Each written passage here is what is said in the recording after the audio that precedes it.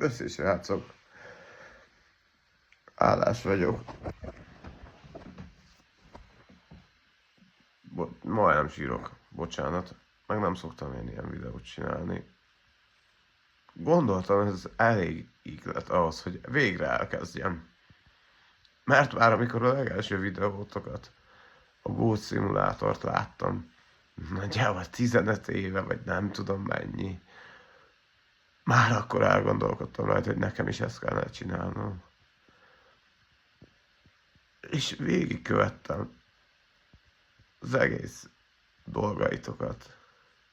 Miközben, mikor láttam, már az is talán 2 éve van, hogy a 10 éves videó, vagy tényleg össze vagyok zavarodva az évszámokat tekintve, elnézést, de elképesztő, amit ti vittetek.